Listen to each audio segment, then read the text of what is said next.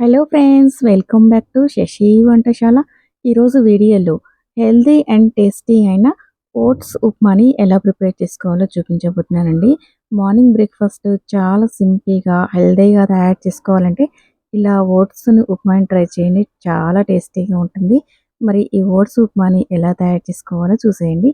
ముందుగా స్టవ్ పైన ఒక ప్యాన్ పెట్టుకొని అందులో ఒక కప్పు ఓట్స్ని వేసుకోవాలి.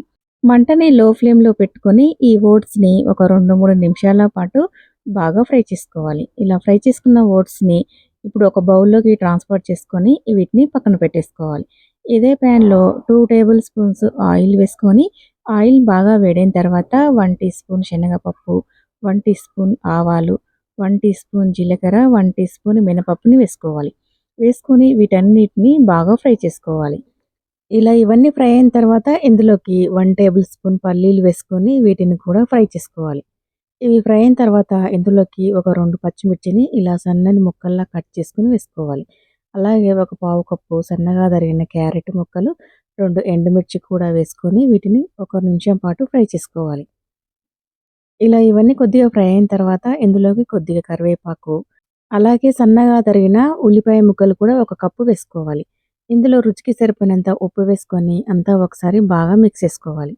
ఉల్లిపాయలన్నీ బాగా సాఫ్ట్‌గా మగ్గేంత వరకు మగ్గించుకోవాలి.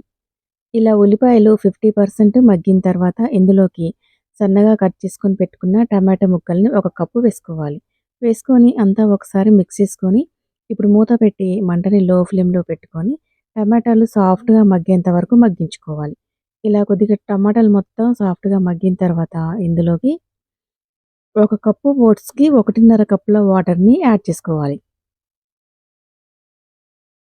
ఇలా వాటర్ వేసుకొని అంతా ఒకసారి బాగా మిక్స్ చేసుకోవాలి. ఇప్పుడు సాల్ట్ సరిపోకపోతే కొంచెం సాల్ట్‌ని కూడా యేసుకొని ఇందులో పావు టీ స్పూన్ పసుపుని వేసి అంతా ఒకసారి బాగా మిక్స్ చేసుకోవాలి. ఇలా అంతా మిక్స్ చేసుకున్న తర్వాత ఇప్పుడు మూత పెట్టి ఈ వాటర్ అనేవి బాగా మరిగించుకోవాలి. ఇలా వాటర్ మరుగుతున్నప్పుడు మూత తీసుకొని ఒకసారి బాగా మిక్స్ చేసుకొని ఇందులోకి మనం ముందుగా ఫ్రై చేసి పెట్టుకున్న ఓట్స్‌ని వేసుకోవాలి. ఇలా ఓట్స్ వేసుకొని అంతా ఒకసారి బాగా మిక్స్ చేసుకోవాలి.